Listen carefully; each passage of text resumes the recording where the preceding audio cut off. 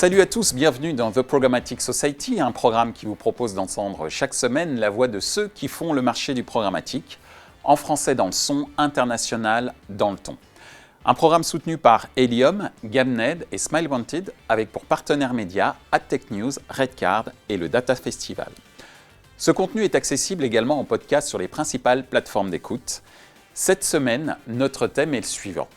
OpenRTB versus DealID, quel mode d'achat activer? Qu'y a-t-il derrière les concepts d'OpenRTB et de DealID? Quelles sont les différences entre ces deux approches d'achat média? Enfin, quelle est la place de la data dans le cadre de ces deux stratégies d'achat programmatique? Pour en discuter, Gary Habitant de Smile Wanted, Thomas Allemand de Zenith Publicis Media, Paul Cocheteux de Prisma Media. Bonjour à tous, bienvenue donc sur The Programmatic Society, dédié aujourd'hui à deux concepts, l'OpenRTB et le DealID.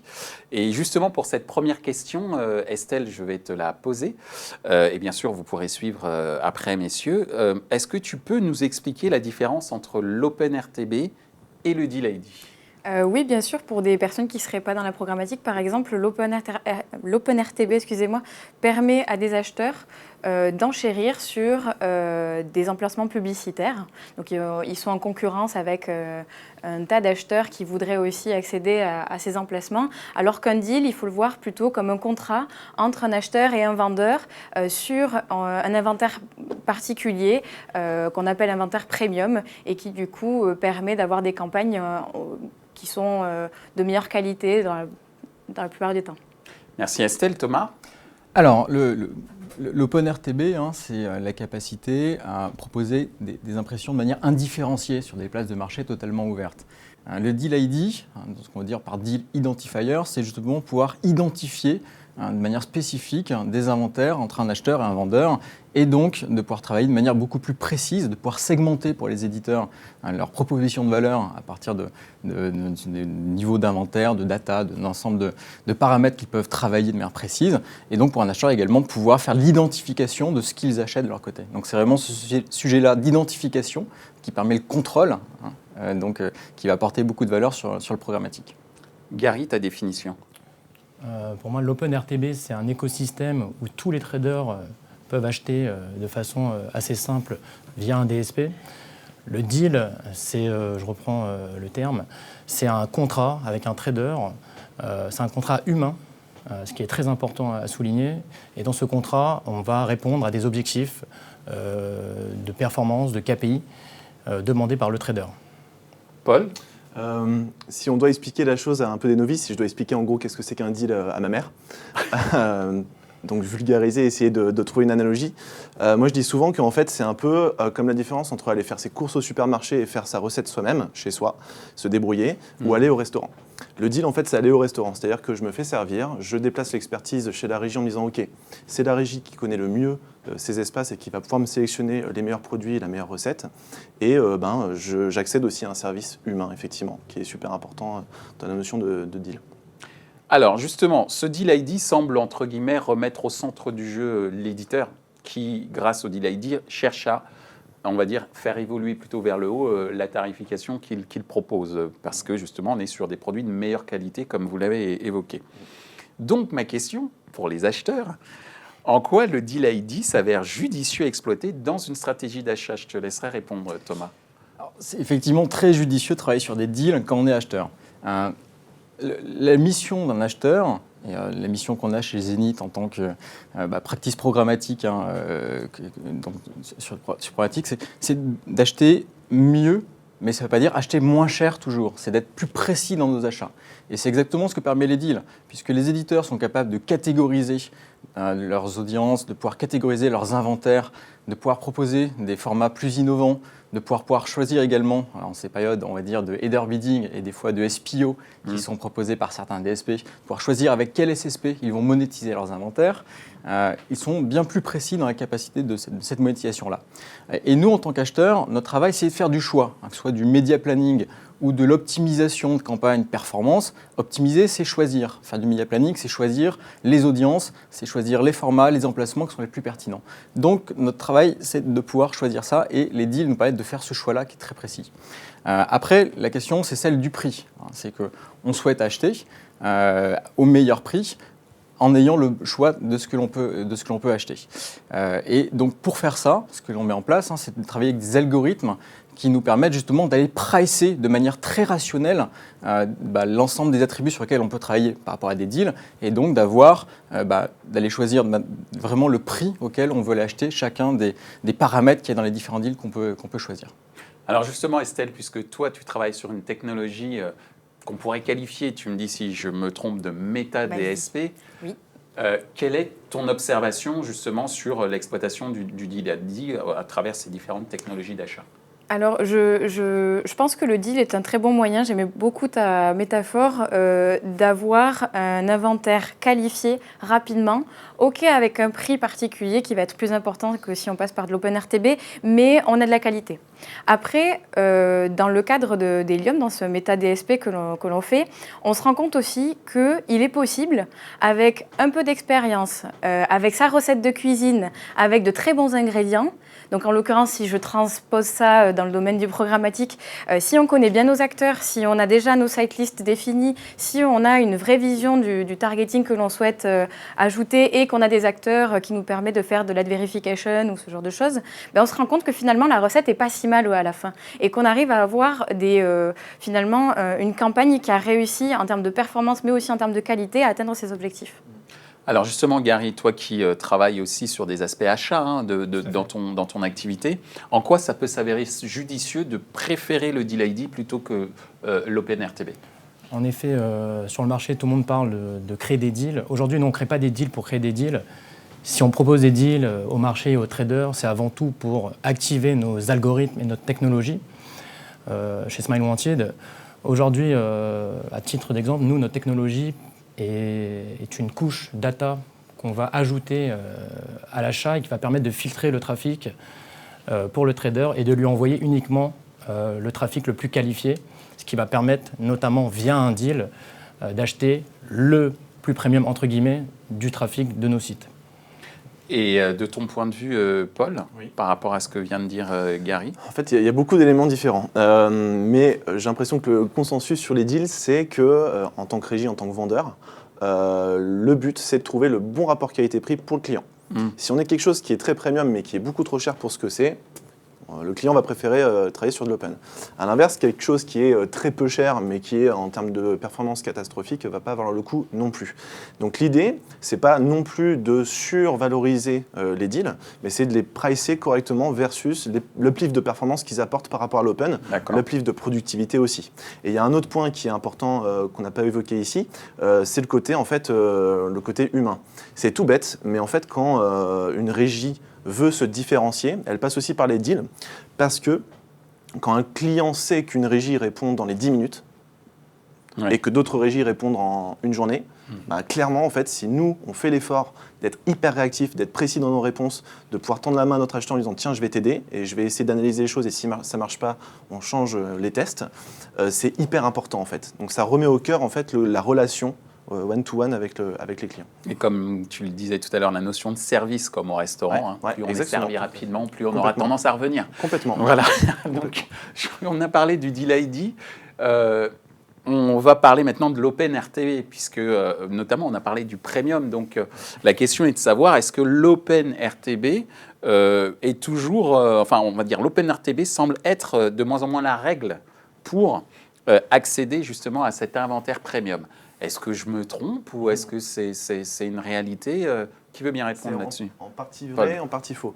Regardez un peu les chiffres chez nous, par exemple, sur un format display standard comme le 300-600, on va avoir un peu plus de 70% de visibilité sur les deals et 55% sur l'open. Ça veut dire quoi ? Ça veut dire que l'espace visible est préempté en partie sur les deals et appauvrit un petit peu voire beaucoup, l'inventaire visible sur l'open auction. Maintenant, des traders qui s'y retrouvent très bien avec les prix de l'open et qui ont des algos solides pour réussir à repérer ces 55% dans l'open vont me dire « Ok, ton deal à 70% c'est intéressant, mais ça veut plus valoir le coup pour moi de le faire ». Tous les acheteurs ne sont pas en capacité de le faire et la plupart viennent effectivement servir sur les deals pour pas avoir le droit à l'erreur et prendre vraiment ce qui est présélectionné par la régie. Maintenant, l'espace programmatique Display Open se diversifie aussi avec le header bidding, par exemple, parce qu'on multiplie les sources et les opportunités d'achat pour les clients. Mais en gros, chez nous, la part des deals augmente, mais ça ne veut pas dire que l'OpenRTB baisse. Au contraire, l'OpenRTB croît également. D'accord. Gary? Moi, à mon sens, tout est une question de prix. Aujourd'hui, je rejoins ce que tu disais sur le header bidding. Nous, on s'occupe de la monétisation d'à peu près 200 sites internet à ce jour. Et on se rend compte que de temps en temps, en open, le prix d'achat est supérieur au prix des deals. Donc dans cette mesure-là, pourquoi pas laisser de l'inventaire premium en open pour augmenter le yield de nos éditeurs. D'accord. Et justement, par rapport à cette politique, toi, quel est ton avis, Thomas? Alors, effectivement, nous, on travaille essentiellement sur le pricing. En tant qu'acheteur, notre but est de pouvoir acheter au bon prix. Toujours chacune des impressions en fonction des objectifs des annonceurs. Notre but est de pouvoir maximiser le retour sur investissement des dépenses publicitaires des annonceurs en programmatique. Ce qu'on constate, c'est qu'en open auction, on a la capacité à avoir un choix extrêmement vaste. Et quand Paul parle de niveau de visibilité qui sera un peu différent entre open auction et deal, on sait que de notre côté, on va travailler sur du pré-bid, sur effectivement des algorithmes où on va aller choisir très précisément dans l'ensemble des inventaires disponibles, et ils sont encore pléthoriques en open auction, on va choisir ceux qui nous intéressent le plus et donc d'aller travailler ces notions de qualité média directement avec des outils de pré-bid ou du scoring que l'on a pu faire par nous-mêmes. Donc pour moi, ce serait un peu, il n'y a pas à opposer, on va dire, DealID et OpenRTB pour accéder aux inventaires premium. Estelle, toi qui es au cœur de la machine d'achat, quelles sont toi tes observations justement sur l'option OpenRTB pour l'accès à des inventaires premium? Moi, je dirais clairement que ça dépend de l'utilisateur, ça dépend de la cible que l'on veut avoir. Je me vois mal, nous on fait une solution qui est utilisée soit via notre expertise ou soit en self-serve chez les personnes, mais je pense que clairement ça dépend réellement de ce que veut la personne. Si elle souhaite avoir un inventaire qui est de très bonne qualité parce qu'elle veut faire de la performance, parce qu'elle veut essayer de toucher une cible particulière, oui, le deal c'est quand même très rassurant, mais il ne faut pas oublier que l'OpenRTB permet quand même un brassage énorme en termes de quantité, de volume qu'on n'aurait pas avec les deals. Donc je pense clairement qu'en termes de campagne, ça dépend si vous voulez soit de la performance ou soit du quali. Et après, ça dépend des formats. En ce moment, par exemple, si vous me demandez de la vidéo en open, il n'y en a quasiment plus. Donc c'est-à-dire que c'est ce genre de forme, chez nous. Chez nous, il y en a. Chez nous. Je ne suis pas d'accord, mais il faut des solutions qui permettent d'agréger du coup peut-être plusieurs DSP. D'où l'intérêt d'utiliser un méta DSP? Peut-être. D'accord. Pour toucher le message est passé, je pense. C'était fait exprès. La vidéo in-stream, en l'occurrence, est quand même en grande masse essentiellement disponible via des deals. C'est beaucoup plus compliqué sur l'in-stream de pouvoir travailler en dehors des deals. Donc il y a vraiment un sujet format. Alors je rappelle juste que l'in-stream, c'est principalement les inventaires vidéo qu'on retrouve sur des plateformes type replay, TF1, mais également sur des plateformes vidéo telles que vous en avez chez Prisma. Qui sont snacking, Voilà. Donc voilà pour justement cette mise au point sur la partie in-stream. Alors, justement, il y a une question que je me pose, c'est que le DealID semble très humain et on se rapproche un petit peu du gré à gré old school, mais géré par une machine. Quoique, on est dans l'univers programmatique. Et quand on parle d'univers programmatique, et à vous aussi, j'imagine, on pense data.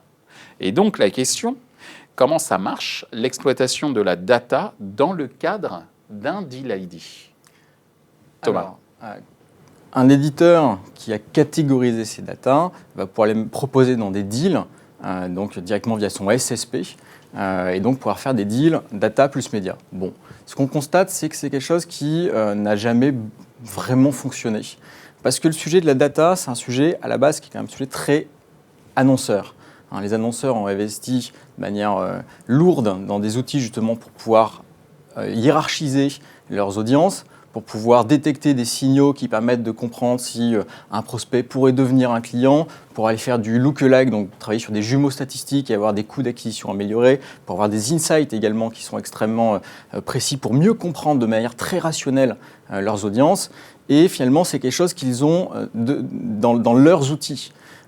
Donc, finalement, travailler avec des données qui seraient uniquement catégorisées côté éditeur, c'est quelque chose qui, on va dire, ne s'imbrique pas totalement dans une stratégie d'audience des annonceurs qui est maintenant très précise. Donc c'est pour ça que les annonceurs, et on les accompagne évidemment sur le sujet, souhaitent plutôt travailler sur des notions, on va dire, de data sharing, de partage d'audience avec les éditeurs. Comme les éditeurs ont également fait ce travail-là de hiérarchisation de leurs audiences, ils sont maintenant capables de les transférer aux annonceurs pour que les annonceurs puissent travailler justement sur ces audiences-là, mais de manière brute dans leurs outils. Et donc après, pouvoir délivrer des campagnes sur la base de ces audiences de manière bien plus précise. Et tout le sujet, en fait, c'est aussi, quand on fait du data plus média via un deal, c'est la capacité à diffuser. On va être dans du precision advertising, qui est vraiment, on va dire, aujourd'hui un peu le motto des annonceurs et des acheteurs. Mais ce precision advertising va des fois devenir trop précis, va être, on va dire, contre-productif en termes de productivité. Donc il y a vraiment un enjeu de sortir et de décorréler le sujet de la data du sujet du média qui sont nativement pas forcément si corrélés. Justement, Estelle, toi qui es dans le cœur de la machine, l'exploitation de la data sur le deal ID, toi, quelles sont tes observations ? Vu qu'on est un méta DSP, c'est vrai qu'il nous arrive d'avoir ce cas où on essaye de programmer des campagnes assez complexes avec des deals, avec de l'OpenRTB, sur différents DSP. Et un exemple qui est assez fort chez nous, c'est que par exemple, on a voulu faire un deal chez DBM avec de la data en plus, et il s'est avéré que DBM ne le supporte pas. C'est-à-dire que pour lui, un deal, c'est un deal, on ne peut pas en plus venir mettre un tri sur de la data. Donc je pense que clairement, le deal, s'il est bien fait, ne nécessite pas forcément cette surcouche-là. Après, est-ce que ça marche ? Il faudrait faire des campagnes, il faudrait... Test and learn, comme d'habitude, j'allais dire. Exactement. Gary ? Nous, côté publisher, nous, on n'a pas une data utilisateur à proprement dire, on a une donnée plutôt côté site. Aujourd'hui, Smile Wanted, notre technologie permet d'analyser le comportement sur chacune des pages de chacun des sites. Donc, on parle de data qui n'est pas utilisateur, qui est plutôt donc site. Et cette data va permettre, l'activation de cette data via un deal va permettre d'améliorer instantanément la performance des deals pour les traders. D'accord. Nous, Paul, constat chez Prisma, donc on a plusieurs sources de data, on a de la CRM avec nos abonnés newsletter et print, on a la donnée de navigation qu'on met à disposition de nos clients par l'intermédiaire de deals effectivement programmatiques. Et je rejoins le point de Thomas là-dessus, c'est on se heurte en fait à un problème de scale. C'est-à-dire que notre data, par l'intermédiaire d'un deal, n'est disponible que sur notre inventaire, qui représente une goutte d'eau dans un océan de bid requests monstrueux qui existe en programmatique évidemment. Donc l'acheteur, depuis déjà plusieurs années, les acheteurs nous disent ta data, j'aimerais bien en profiter, mais non pas uniquement sur ton espace publicitaire, mais sur l'espace publicitaire qui existe au global. C'est pour ça aussi qu'on a été membre fondateur et activement participateur dans Gravity, parce que c'est une initiative qui permet de remettre la data côté acheteur. Et on participe aussi à des discussions autour de l'échange de données seconde partie pour les agences et les annonceurs, précisément, pour rendre notre data plus intelligente et plus facilement activable, en fait. Alors, on arrive à la fin de notre débat. Et je sais que l'objectif, ce n'est pas forcément d'opposer les deux concepts, mais quand même, une question me vient, et certainement vient à l'idée de beaucoup de gens qui nous écoutent, c'est de savoir est-ce que le Deal ID va servir une stratégie d'achat type branding, et l'OpenRTB va être plutôt au service d'une stratégie performance. Thomas ? Je ne poserai pas forcément les deux. D'accord. Ça peut être, une fois de plus, le deal, c'est ce qui nous permet d'identifier ce que l'on achète. On peut tout à fait imaginer construire des deals qui soient aux conditions de l'enchère ouverte de l'open auction. C'est tout à fait faisable. Nous, ça nous permet simplement d'identifier ce qu'on fait. C'est d'ailleurs ce qui nous conduit à aujourd'hui avoir 45% de nos investissements qui se font sur des deals.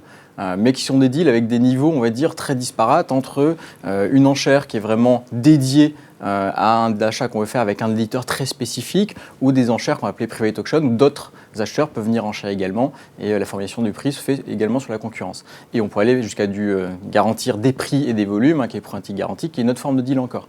Donc il y a vraiment des manières de faire les deals différentes. Et donc du coup, il n'y a pas forcément lieu d'opposer les deux. D'accord. Je suis assez d'accord là-dessus. On fait beaucoup de deals qui sont basés sur la performance. C'est vrai que certains, le deal programmatique garanti, par exemple, permet d'ajouter des formats qui ne peuvent pas exister en OpenAuction, permettent aussi de garantir la livraison des volumes et sur certaines périodes, sur certains formats, sur certaines logiques, c'est important et intéressant pour les acheteurs. Mais pour aller plus loin, en fait, et pour que les deals puissent se développer encore en masse, moi je trouve, et je ne sais pas si vous êtes d'accord avec moi, mais que depuis le début de la création des deals sur les plateformes programmatiques, ça a peu évolué. Moi, j'aimerais bien qu'on voit des vraies évolutions, par exemple, qu'on puisse, nous, régie, voir ce qui se passe côté acheteur, et inversement, pour fluidifier ces discussions-là. Est-ce qu'on ne pourrait pas imaginer des plateformes qui viennent agréger les deals de différentes régies ensemble pour fluidifier les process pour les acheteurs? Est-ce qu'on ne pourrait pas imaginer des SSP qui viennent automatiser l'optimisation des deals en réussissant à se connecter avec les DSP pour avoir les KPI annonceurs qui sont réellement intéressants au-delà de la visibilité, des taux de clics, c'est-à-dire l'arrivée sur site, la conversion et ainsi de suite. Donc il y a encore beaucoup de choses, j'ai l'impression que l'écosystème, DSP, SSP, acheteurs, vendeurs, pourrait encore créer et optimiser sur ce canal-là pour qu'il prenne encore plus de place dans les achats et la vente programmatique. Gary, ton avis? Pour le coup, créer un deal, c'est avant tout répondre à un objectif client, un objectif trader, que ce soit branding ou performance, peu importe. Selon donc, les objectifs, le trader va interroger plusieurs régies sur le marché et chaque régie a sa spécialité. Nous, chez Smilewanted, on a une spécialité axée sur la performance, mais d'autres régies sont plus axées sur le branding. Mais encore une fois, moi je rejoins ton point, faire des deals aujourd'hui, ça reste important s'il y a vraiment un objectif client avant tout. Alors justement, pour terminer ce débat, je vais laisser la parole à toi, Estelle. Quel poids? Tu m'étonnes. Justement, donc toujours sur cette opposition supposée que je fais entre Deal ID, stratégie branding et OpenRTB au service de la performance, quelle est ton observation vue de la machine d'une certaine manière? Il y a une problématique qui a été posée qui me plaît beaucoup et qui, moi, m'interpelle dans mon travail de tous les jours. C'est celle que tu as dit tout à l'heure. Qu'est-ce qui nous empêcherait d'avoir plein de deals et de les agglomérer J'étais sûre que tu allais aimer cette observation. Mais complètement. Mais complètement. Parce que on est humain, on a un biais cognitif qui dit que quand il y a quelque chose qui marche, eh ben on va aller dedans. Et là, je pense, pour ces deals-là, si on voit qu'on a vraiment des choses qui nous plaisent bien en termes d'objectifs, ben, qu'est-ce qui nous empêcherait humains d'utiliser tout ce qu'on a qui nous plaît bien, les agréger et de venir diffuser grâce à ça. Ça serait peut-être autre chose que des deals. Pourquoi pas plus tard, on parlera de private marketplace, on aura des regroupements, des choses qui seront même encore plus automatisées. Et c'est ça qui est beau dans le monde du programmatique, c'est que ça évolue tellement vite que c'est des problématiques qui vont peut-être surgir et où il y aura peut-être des normes qui vont venir. Qui sait, IAB peut nous inventer encore pas mal de choses. Mais ce qui est sûr, c'est que je pense que l'utilisateur devrait pouvoir choisir ce qu'il préfère en fonction des campagnes qu'il a déjà fait et là où ça a le mieux marché pour lui. Donc, ce qui est très intéressant, c'est qu'à travers ces deux concepts très techniques d'un point de vue théorique, en réalité, comme souvent, c'est toujours l'humain qui est au centre. Et je vous remercie de nous avoir éclairés sur ce point. Merci beaucoup. Et à très bientôt. Merci. Au revoir. Ainsi s'achève ce débat autour des concepts d'OpenRTB et de Deal ID. Les 3 points à retenir de nos échanges sont les suivants. 1. Bien que ces concepts soient techniques, l'arbitrage humain est au centre de l'exploitation de l'OpenRTB et du Deal ID. 2. L'OpenRTB n'est pas cantonné à des stratégies de performance et le Deal ID à une stratégie d'achat branding. 3. Bien qu'avantageux pour les éditeurs, le Deal ID peut être un choix judicieux pour les acheteurs en quête d'audience qualifiée ou de contexte de diffusion de qualité.